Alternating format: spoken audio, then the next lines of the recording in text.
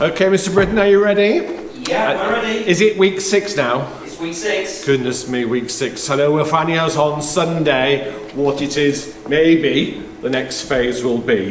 But whatever happens, we'll keep being here on a Friday. This is a special assembly. It's our VE Day special.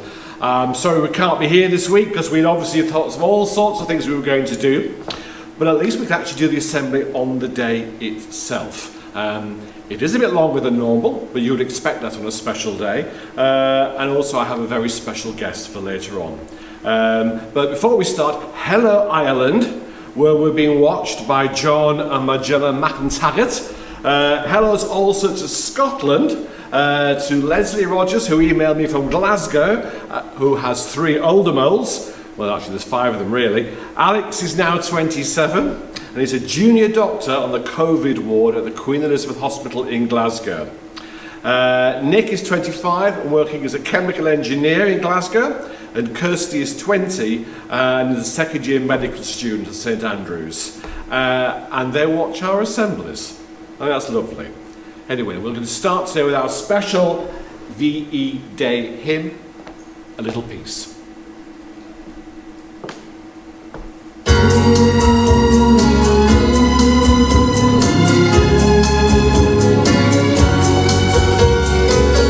Get year 6 when we get to the end. You do the alternative bit.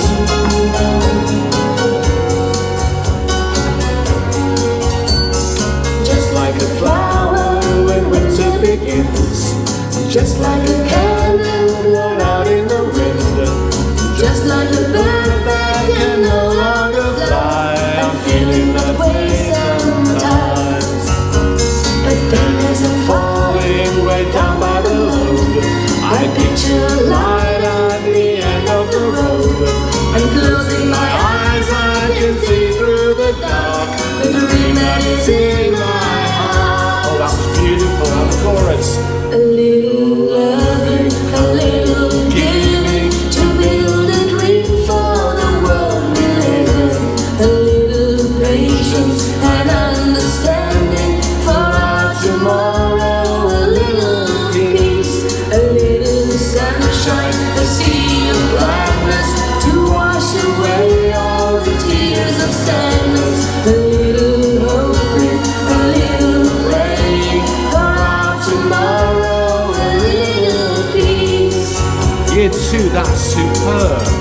I feel I'm a leaf in the Oh, and year 3.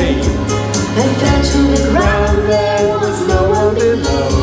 So now I am helpless, alone with my soul, just wishing the star was gone. Come on, year 5, year 1. A little loving, a little giving, to build a dream for the world we live in. A little patience and understanding for our tomorrow. A little peace, a little sunshine, a sea of gladness to wash away all the tears of sadness. A little hoping, a little praying. Ready, year 6? Tomorrow, a little peace, a little freedom. Well done. Come on, make it swell. Fantastic. Sing with me. And everybody else, sunshine. Sunshine, a sea of gladness to wash away all the tears of sadness. For our tomorrow, a little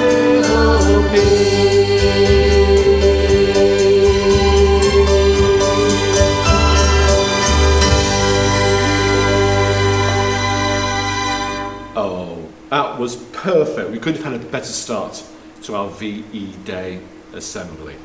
Now then, don't forget orchestra. We have sent out the music for you. I'm afraid some of you missed them in previous weeks. We're sorry about that. You've now all got it, and we sent out We Will Meet Again, which we'll be singing, of course, today. And recorders, violin parts, flute parts, they will be in the right key for you if you want to give it a go. I also have a letter. Now, you may remember last week I suggested that we rediscover the art of writing letters. Well, I got a letter. And I tell you, it really does work. It's so personal. It says, "Dear teachers, thank you for going to work and looking after the children. Thank you for being brave and for sending me learning to do at home. Keep healthy. Love from Jude in year 1." Well, thank you, Jude. And I know that will mean everything to the teachers. It really does. That's super. Thank you. Now then, following on from last week, now remember we've had quite a few appearances of dogs recently. I nearly forgot. Buenas tardes, todos. Gracias. Yes, so we've had a few dogs now then. There's Belle, who I think has taken a bit of a shine to our Kevin. Watching him on the TV then, oh yeah, you can't miss that. So there could be a romance budding from afar there. Okay, but others are not to be left out. Now here's Lucy and Bella doing their own training.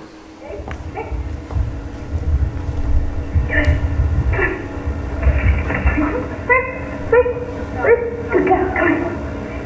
Good girl. Come on, over. Good dog.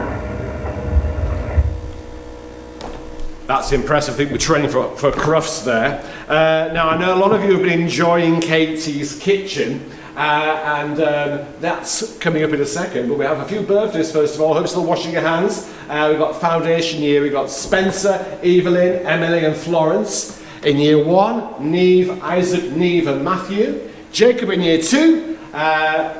In year 4, we've got Xanthi, Edward in 5 and Ivy in year 6. In fact, there's more this week than any other week. I had to reduce the font to fit you all in. So it's funny how weeks are full and other weeks are not. Anyway, back to the kitchen, to Katie's kitchen. Now then, this is from Isla, and she's been combining that work with barefoot coding about pizzas. And this was sent in as part of her year 2 homework. And by the way, to all the family, thank you very much for what you sent this week. That arrived yesterday. We very much appreciate it. Thank you.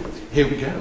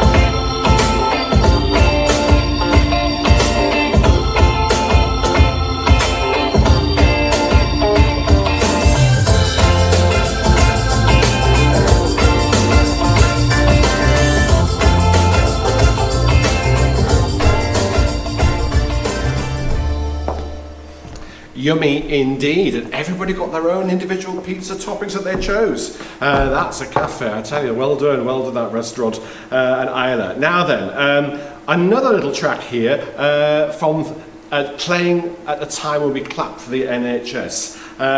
This is Libby and her sister Holly, who's an older mole, and Dad, who is an older mole as well. And Dad's just come back from being away at sea, and what a family sound they make.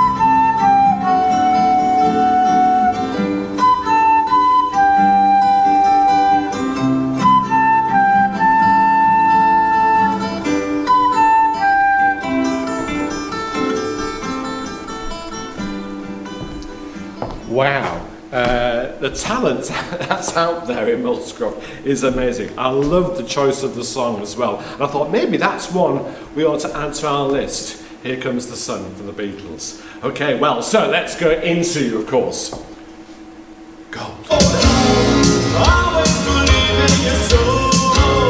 You've got the power to know you're in the shadow. Always believing you are gold. And there are so many pieces of fabulous work that are sent in. It's impossible for me to show them here. Your teacher sent a sample across, but other golden molds will be being sent out as well. This had to go on. Mr. Britton, I think you'll be so impressed. This is Megan in year 6. This is her story of, actually, is she in 5, year 6? Megan's in year 5, isn't she? I've promoted you, Megan, today. You soon will be in year 6. This, you would have thought you were year 6 or year 7, to be honest. This is John stop-go animation on the Mayans. The quality is phenomenal. Well done, Megan.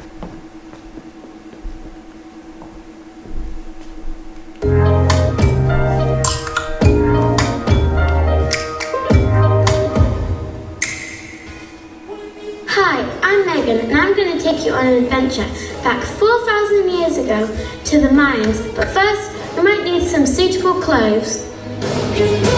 Much better, let's begin. Wow, looks like we're in the Pyramid of the Magician in the city of Uxmal in Mexico. The Pyramid of the Magician is 40 meters high.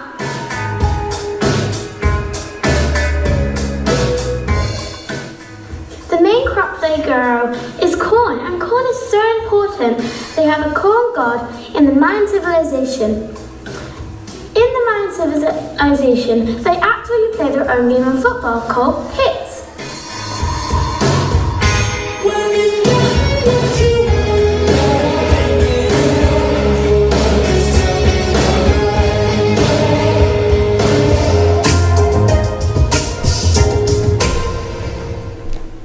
So that concludes today's history lesson. Thank you so much, Megan, for showing that. Okay, it's time now for the gallery. Off we go, Mr. Britton. First up, we've got William, a brilliant recipe and method about rhubarb crumble, and writing a wonderful lesson to Boris Johnson. And Daddy's coming home from Italy next week, I think, as well. Brilliant. Jemima, a beautifully textured collage.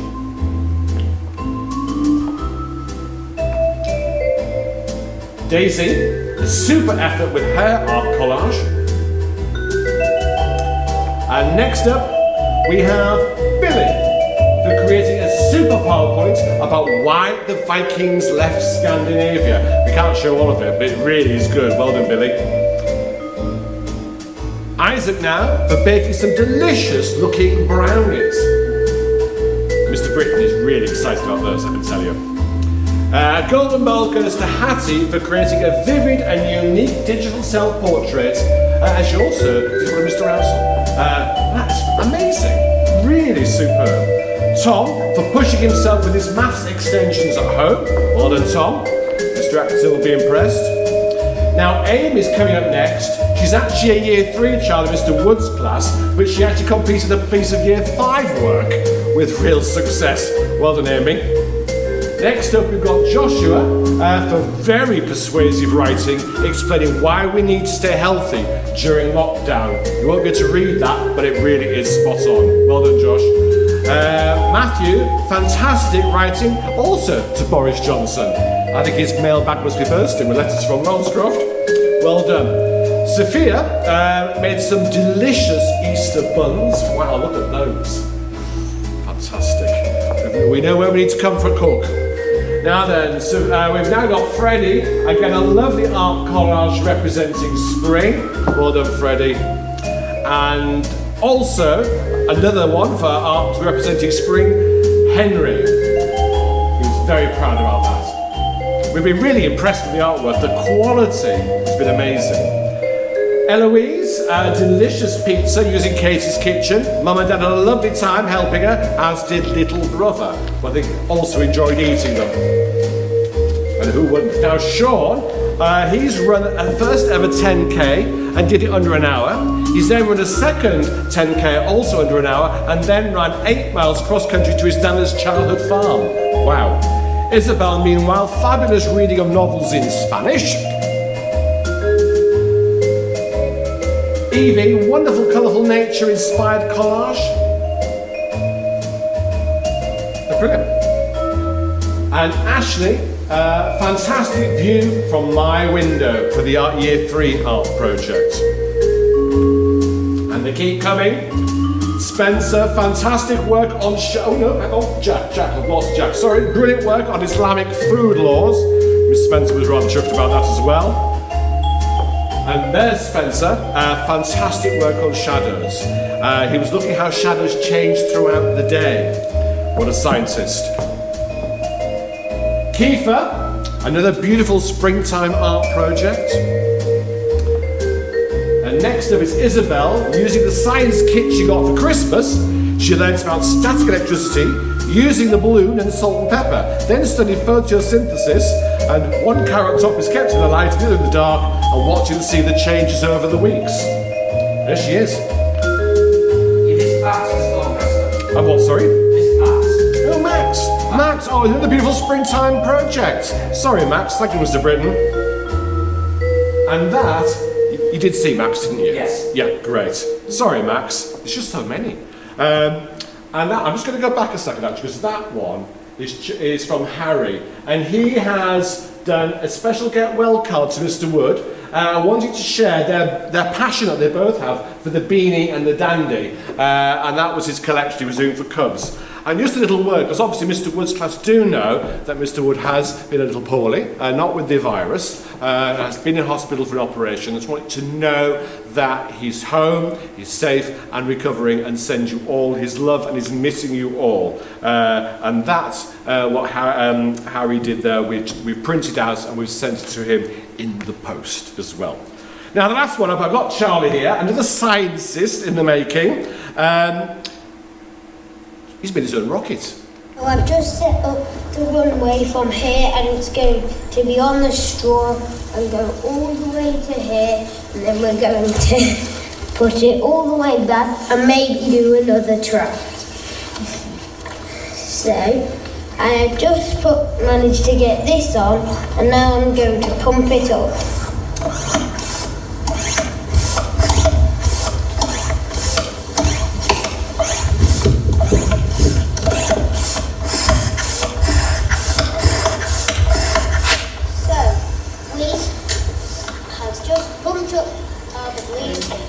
Now I put it up, we are going to sellotape it to here. We're going to get 5, 4, 3, 2, 1 and then blast off. Okay. Ready? 5, 4, 3, 2, 1. Blast off! Woo! Excellent teaching there, Charlie. I think there's a teacher in you as well there. Well done. You could do a few science lessons for us. Brilliant. Now then, everybody, we're nearly at the time, but I just wanted to remind you of the Hands of Friendship project, which we explained last week in Assembly. Most of you will have received the grey package with your piece of foam and instructions in. Don't panic if you haven't got it yet. We haven't got them all out yet. It was like a post office in here, the sorting room, you wouldn't believe it. And some are still being delivered today and tomorrow, and 1 or 2 actually are in the post, so they will come. But thank you again to a few older moles who were spotted. They are a family, they live together, so that's why they're allowed to be together. And they have been delivering. So the Holtz family, old moles, great, we appreciate it, and all the people who've been delivering them and packing and sending. Now, before we do just get to orchestra, this is beautiful, and actually the song is appropriate as well.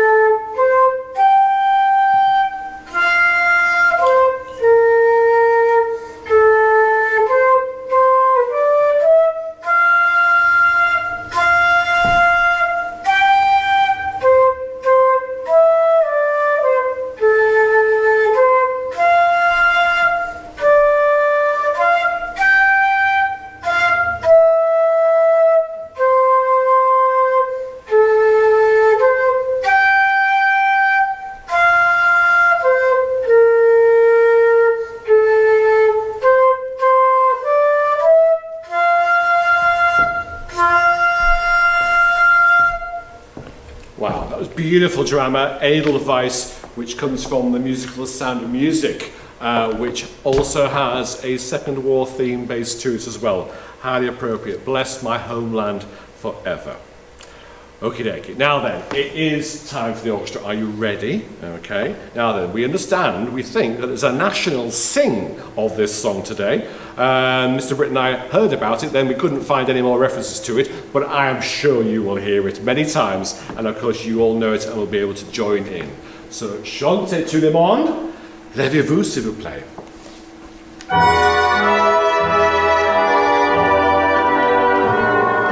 We'll meet again. Don't know where, don't know when, but I know we'll meet again some sunny day. Keep smiling through, just like you always do, till the blue skies drive the dark clouds far away. So will you please say hello to the folks that I know? Tell them I won't be long. They'll be happy to know that as you saw me gone, I was singing this song. What's the song? We'll meet again. And we will. Don't know where, don't know when, but I know we'll meet again some sunny day. Now it's the time to open the windows and sing out to the world. We'll meet again.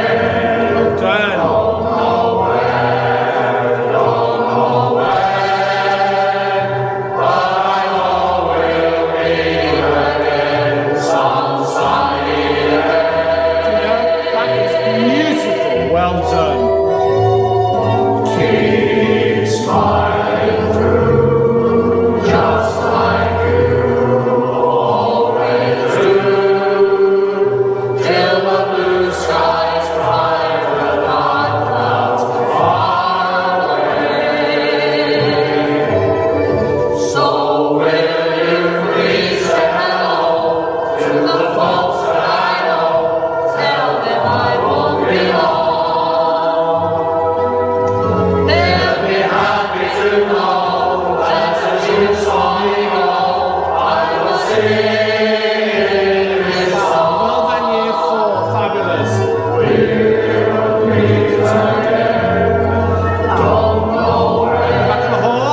don't know where, All you teachers and mums and dads. And the grandmas, the granddads.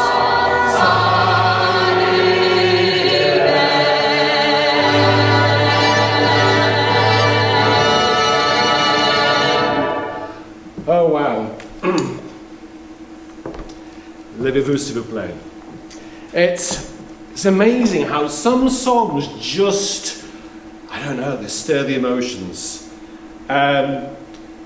We are obviously looking now at 5 years since the end of the Second World War. Something which we didn't live through. I know that surprises some of you. I'm not quite as old as that. And sometimes it's hard to comprehend what it would be like. And I didn't want to show you something that was frightening. So what I'm going to show you now is not frightening. But I do think it gives you an idea of what it would have felt like. Because for a lot of that war, Britain was the front line. When we hear about wars today, they tend to be further away. But Britain, London, Hull was the front line. And that every single man, woman and child in the country was facing the reality of war at home. Now this little film was made by an American, and he was a journalist in London, and this was before America joined the war, and he was telling his people back in America what it was like. But I think it really does give quite a good impression of what that would have been like, and also goes to explain particularly why VE Day was so important.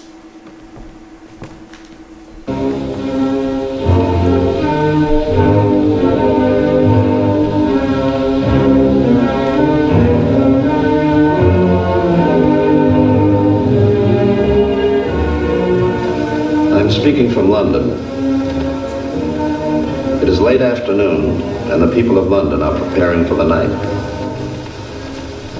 Everyone is anxious to get home before darkness falls, before our nightly visitors arrive. This is the London rush hour. Many of the people at whom you are looking now are members of the greatest civilian army ever to be assembled. These men and women who have worked all day in offices or in markets are now hurrying home to change into the uniform of their particular service. The dusk is deepening. Listening crews are posted all the way from the coast to London to pick up the drone of the German planes. Soon the nightly battle of London will be on.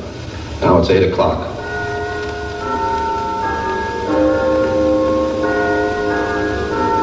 Jerry is a little bit late tonight. The searchlights are in position, the guns are ready, the People's Army of Volunteers is ready. They are the ones who are really fighting this war. The firemen, the air raid wardens, the ambulance drivers. And there's the wail of the banshee.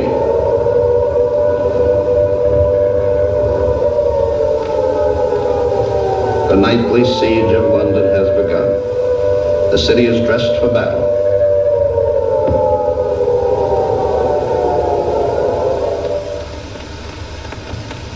Here they come.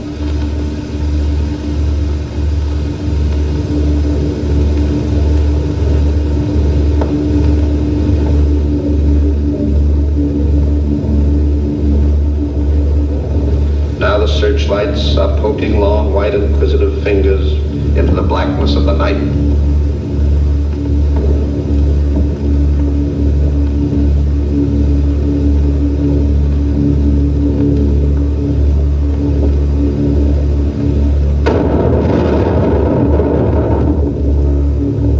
These are not Hollywood sound effects. This is the music they play every night in London, the symphony of war.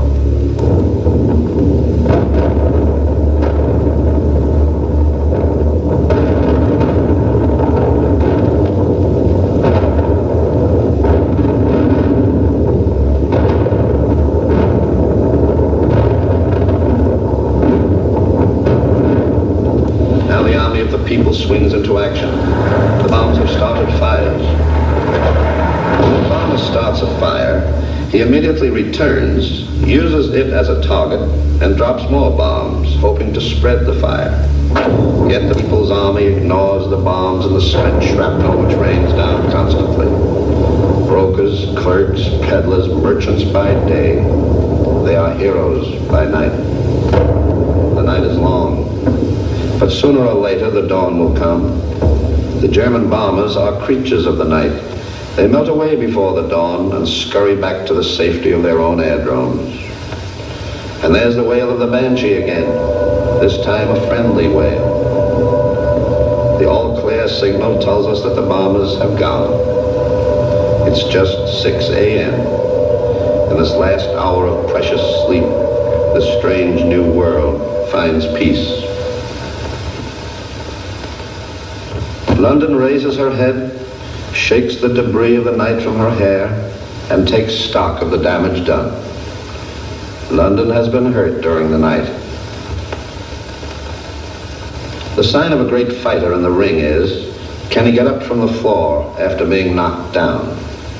London does this every morning. I am a neutral reporter. I have watched the people of London live and die ever since death in its most ghastly garb began to come here as a nightly visitor 5 weeks ago. I have watched them stand by their homes. I have seen them made homeless.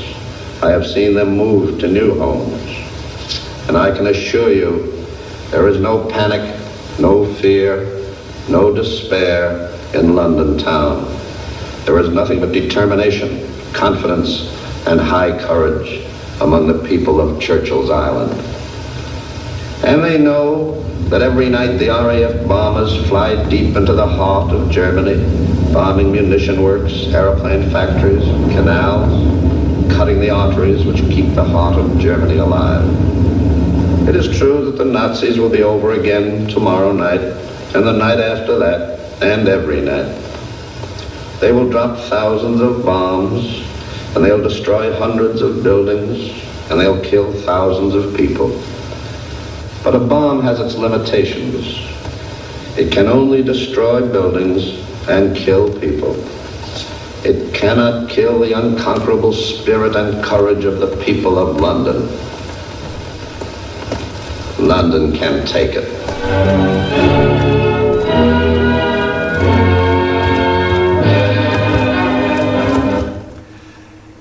I can't imagine it, but that was what was happening. And it's that spirit which drove people on and kept the country together, and then waited for this, the most important announcement probably anybody had ever heard.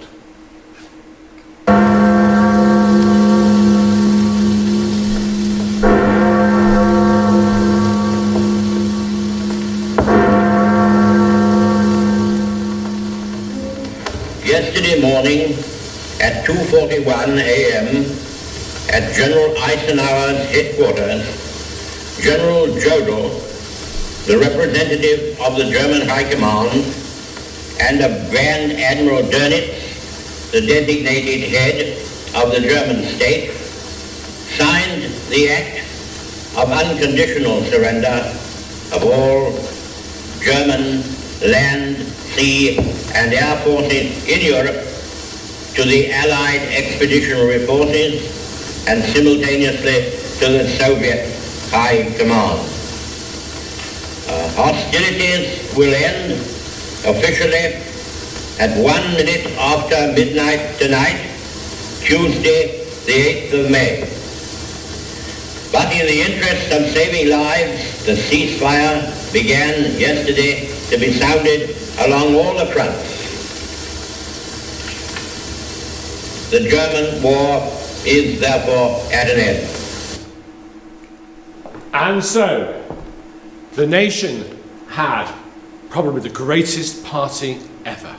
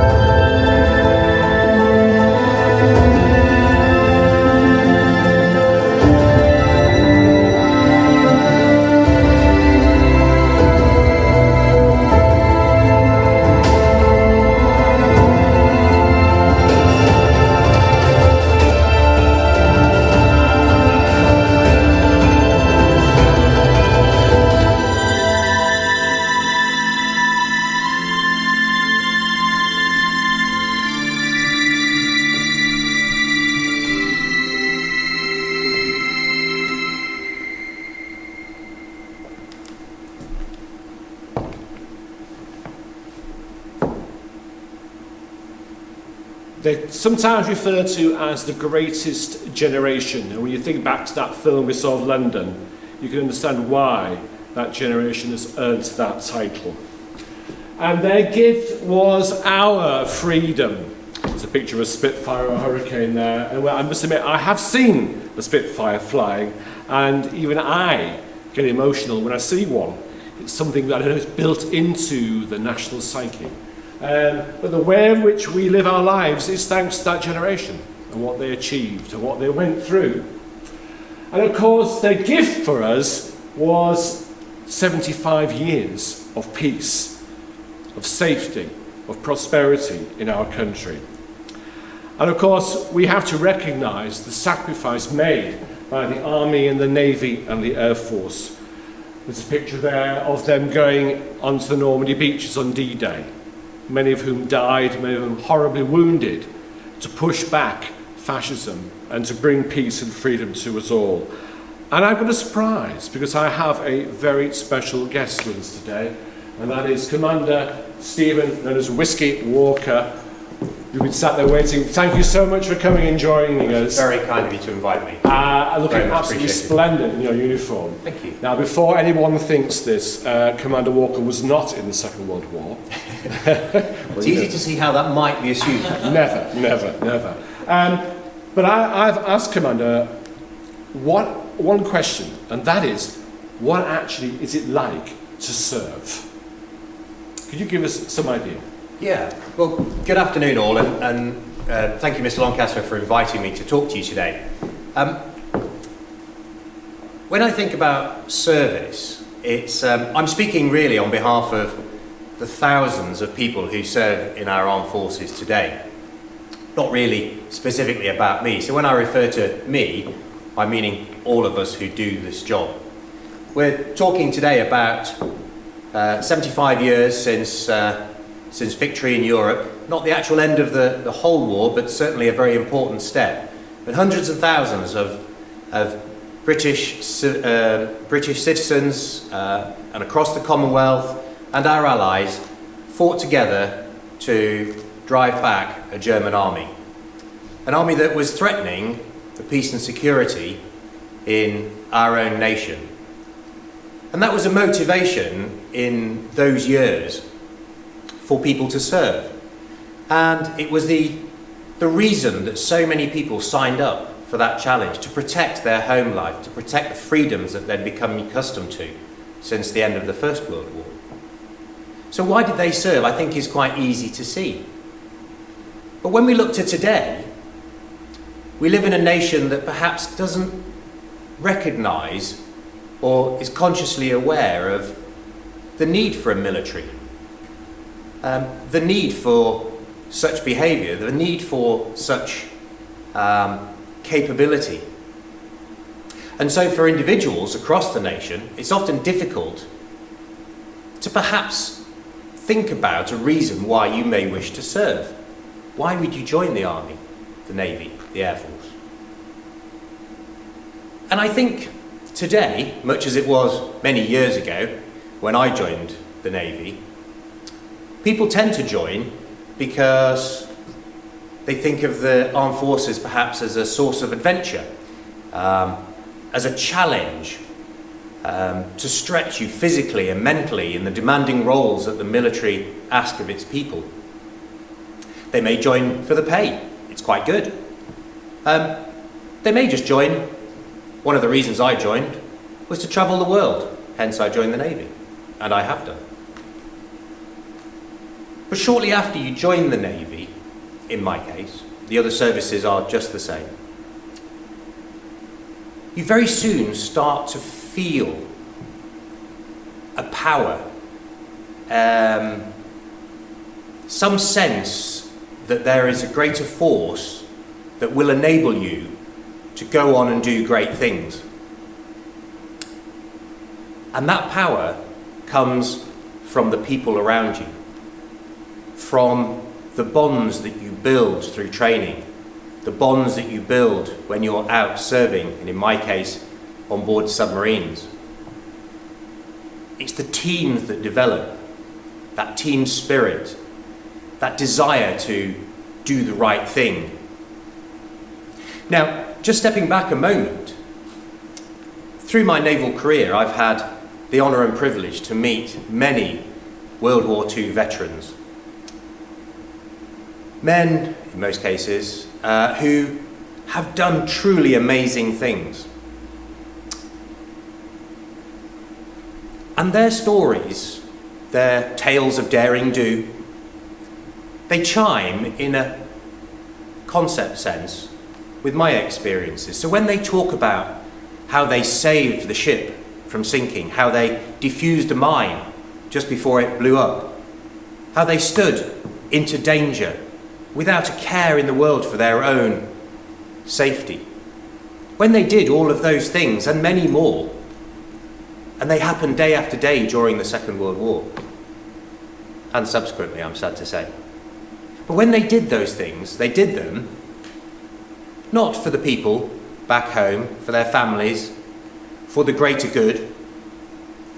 That was the reason they joined the forces in the first place, but that wasn't the reason that they stepped into danger.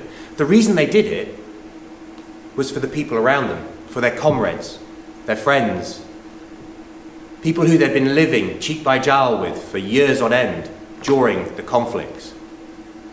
Those bonds were so important that they would lay down their life for their colleagues. Now, bringing that into today, and some of the challenges that I've experienced during my military career, some of the interesting things that I've been asked to do, I drew my strength, and I should stress they're nothing like what the wonderful people in the Second World War did, the brave soldiers, sailors and airmen then. But they're interesting in their own right. And the strength to do those things I got from those around me, from the teams that I was part of, from my colleagues, from my shipmates alongside me. It was because of them, for them, with them, that I was able to do many of the things that I was able to do.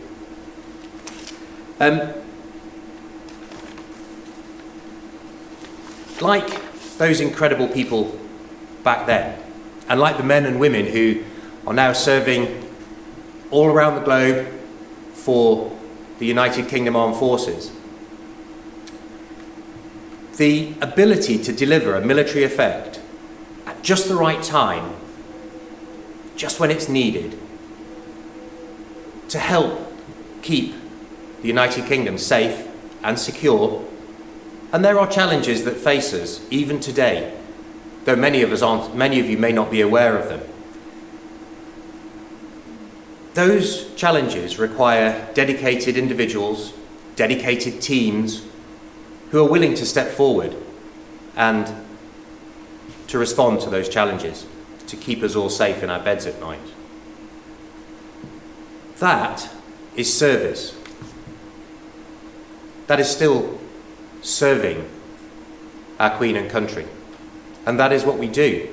And the longer that you spend in the military, but I would also say, because service to your country is not just a military thing, the police, the ambulance service, the fire brigade, our NHS that we hear so much of at the moment, quite rightly, any other area where people are serving their country, not just making something for a profit. All of those roles,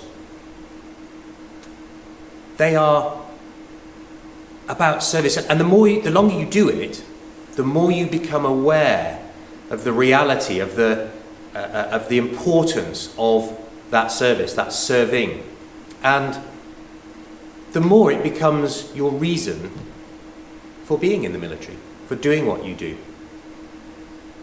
And as I talk to ex-servicemen and women now, the thing that they are often the most proud of, and I am actually very recently ex, so I fit into this category now, though I'm still allowed to wear the uniform.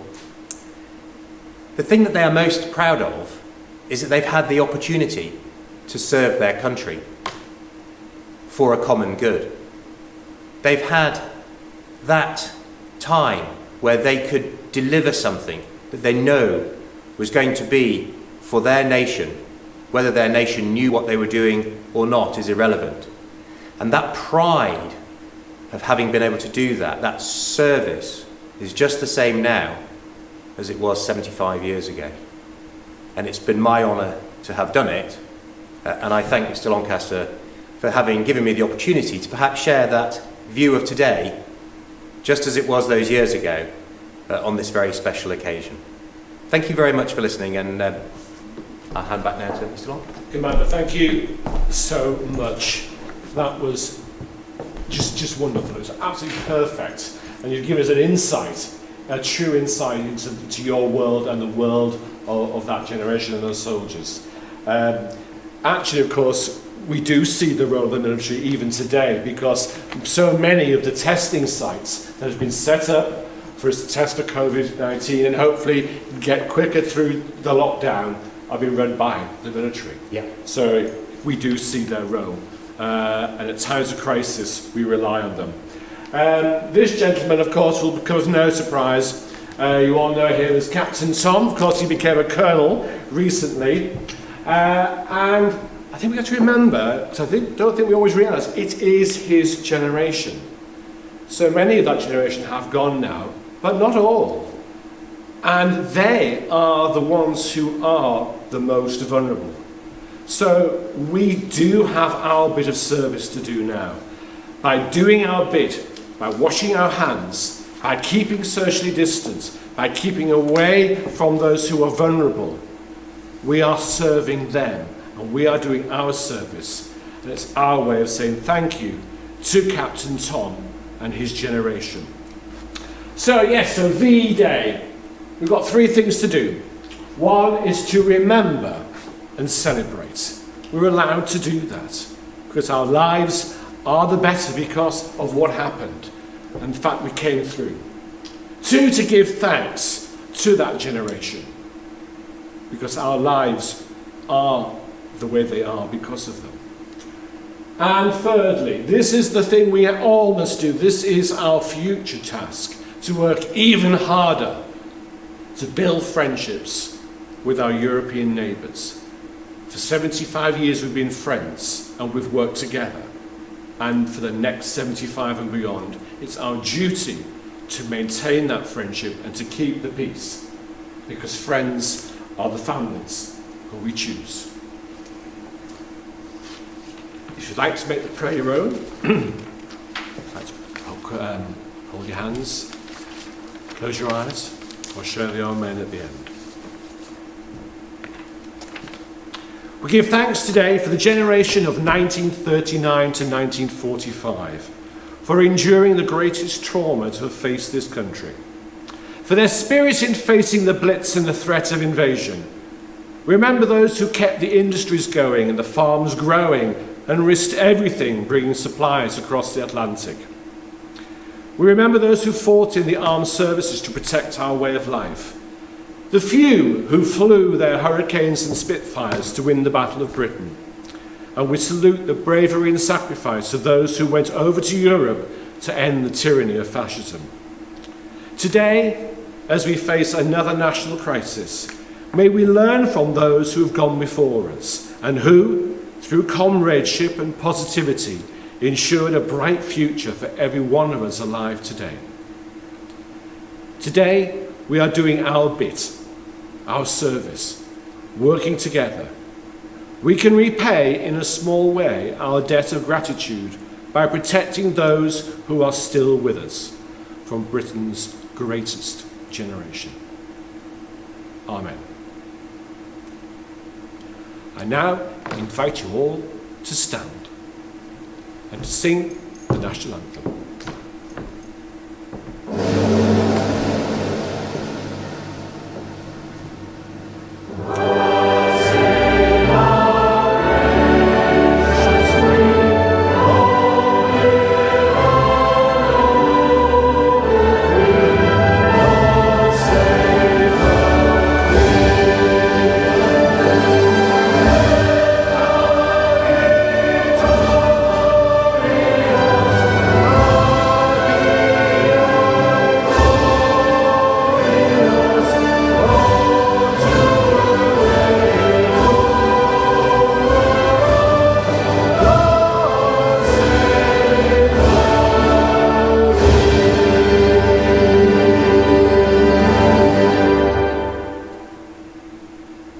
Thank you.